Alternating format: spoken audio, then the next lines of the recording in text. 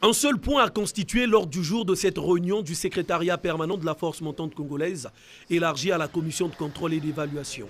Il s'agit du décryptage des conclusions de la 5e session extraordinaire du comité central du Parti congolais du travail. Le secrétariat permanent du comité central de la force montante congolaise salue les conclusions de la dite session et félicite le comité central du Parti congolais du travail pour la bonne tenue de la session ainsi que son sens aigu de responsabilité. Pour le secrétariat permanent du comité central de la force montante congolaise,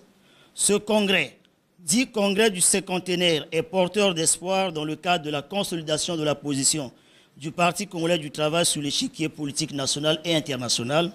de la stabilité des institutions, du renforcement de la gouvernance politique et économique, du renouvellement des forces du parti et du relèvement des défis du développement de notre pays, le Congo. Le secrétariat permanent de la FMC entend ménager aucun effort pour jouer sa partition au 5e congrès ordinaire de ce parti. Le secrétariat permanent du comité central de la force montante congolaise s'engage à soutenir toute action concourant à la tenue effective du 5e congrès ordinaire du Parti congolais du travail et met en garde